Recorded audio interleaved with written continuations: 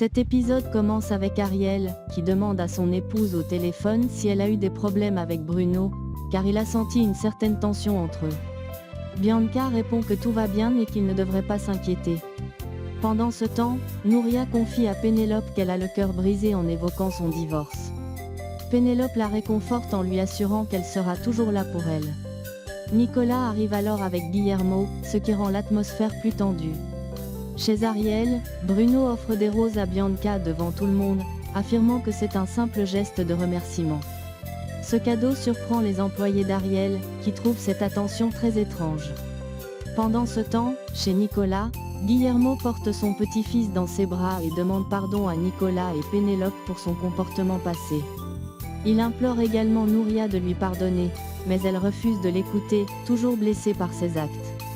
Plus tard, après le dîner, Bruno joue du piano dans le salon. Bianca, qui l'écoute discrètement depuis l'étage, finit par descendre. Elle lui lance timidement qu'il joue très bien. Bruno lui propose de s'asseoir près de lui, mais elle refuse, prétendant avoir autre chose à faire.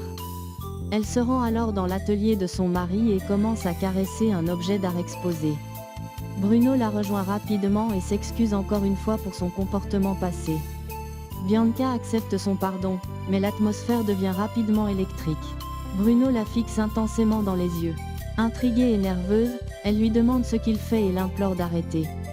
Mais il rétorque que cela lui plaît de jouer avec le feu. Sans prévenir, il l'embrasse. Choquée, Bianca le gifle et quitte la pièce furieusement. Pourtant, dans son cœur, elle ressent une étrange satisfaction, car cet instant était un fantasme secret. Elle se précipite dans sa chambre, troublée, tandis que Bruno regagne la sienne, tout aussi perturbé. Le lendemain matin, ni Bianca ni Bruno n'osent se rendre à table pour le petit déjeuner. Préférant éviter les regards, Bruno se réfugie discrètement dans la salle de sport, où il se montre abattu. Pénélope, qui l'aperçoit, appelle Bianca pour lui faire part de l'état dans lequel il se trouve. Quelques instants plus tard, Bianca descend et caresse distraitement les touches du piano que Bruno jouait la veille. Les souvenirs du baiser lui reviennent, et elle se perd dans ses pensées. Flavia rejoint sa fille et lui demande ce qui s'est passé la veille dans l'atelier avec Bruno. Bianca, troublée, invente une histoire pour détourner les soupçons, puis s'éclipse rapidement pour se réfugier dans sa chambre.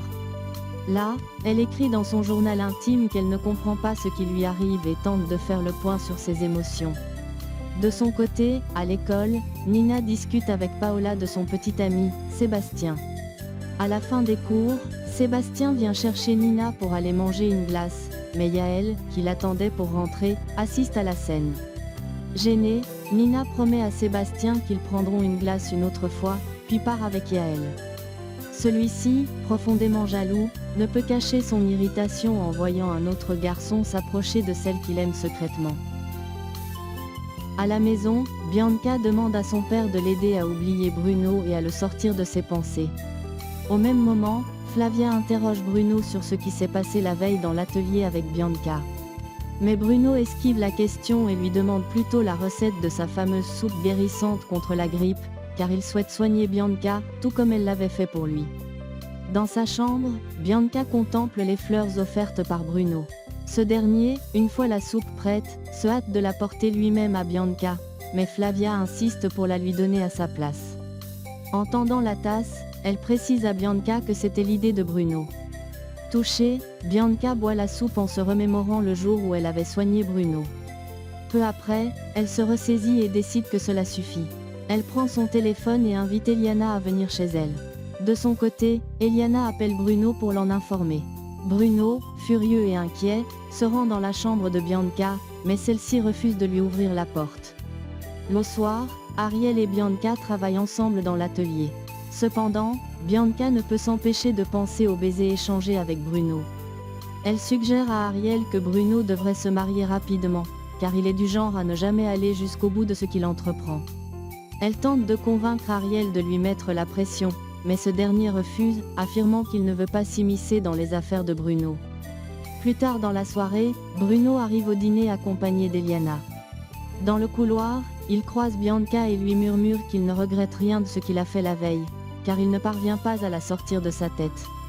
Il ajoute qu'il sait qu'elle ressent la même chose. Pendant le dîner, Ariel mentionne le mariage de Bruno, mais ce dernier répond qu'ils ne sont pas pressés. Bianca, visiblement piquée, propose d'organiser une cérémonie de fiançailles. Pour la rendre jalouse, Bruno embrasse Eliana devant tout le monde. Nina, qui assiste à la scène, partage la jalousie de Bianca en silence. Le lendemain, Bruno et Eliana commencent à préparer leur cérémonie de fiançailles.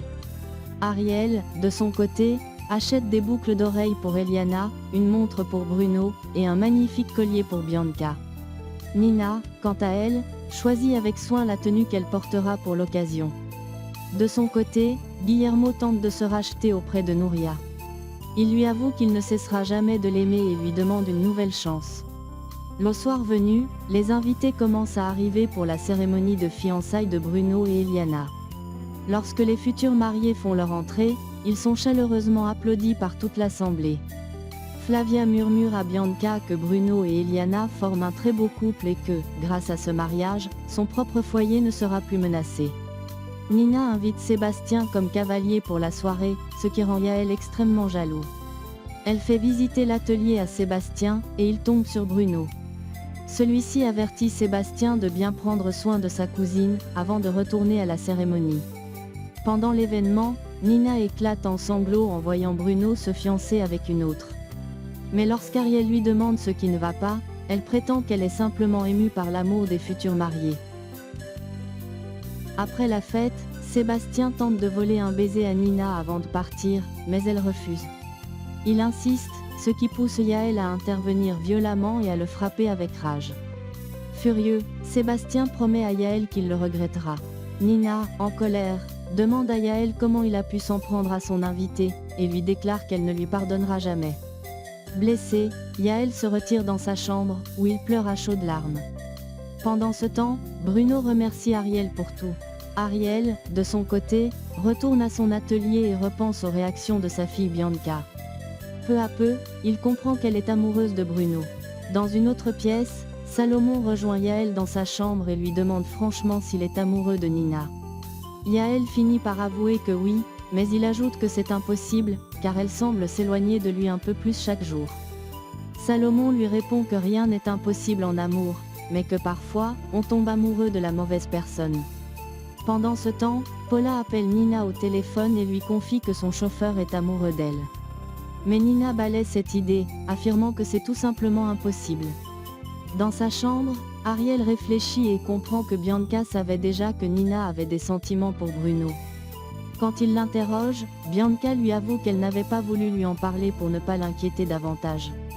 Ariel, intrigué, prend le journal intime de Bianca et lui demande si elle lui cache quelque chose. Bianca, légèrement gênée, nie tout et récupère son journal en caressant doucement sa couverture.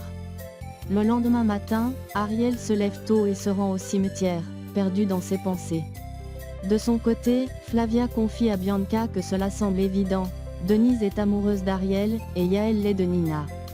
Mais Bianca, à bout de nerfs, répond qu'elle ne supporte plus la présence de sa mère dans sa maison. Elle demande à Flavia de partir immédiatement. Flavia, en pleurant, supplie Ariel de ne pas s'inquiéter pour elle.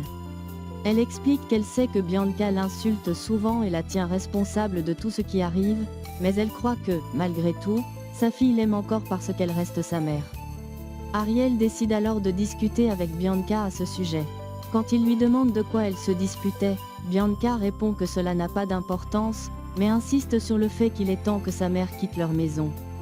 De l'autre côté, Guillermo rend visite à son petit-fils et apporte des cadeaux à Nicolas et Pénélope. Flavia, quant à elle, appelle Pénélope en larmes pour lui demander de venir la chercher en voiture. Une fois ses valises prêtes, elle dit à Bruno qu'elle sait ce qui se passe entre lui et Bianca. Elle lui lance un avertissement. Ariel n'est pas encore au courant, mais il suffirait qu'elle parle pour qu'il apprenne tout. Après avoir fait ses adieux, Flavia remercie tout le monde pour leur hospitalité, en particulier Ariel, Nina et Denise. Puis, elle quitte la maison, aidée par Bruno à porter ses valises. Profitant d'un instant seul avec lui, elle lui demande s'il ne ressent aucun remords pour ce qu'il fait à son oncle avant de partir s'installer chez Yvan. Plus tard, Bianca découvre que sa mère n'a pas emménagé chez Pénélope, et elle est sous le choc. J'espère que vous avez adoré la vidéo. N'oubliez pas de vous abonner et d'activer la cloche pour ne manquer aucun nouveau résumé. À très bientôt pour d'autres histoires encore plus crépitantes. Shelly's Love, votre rendez-vous pour revivre les meilleures émotions des novellas.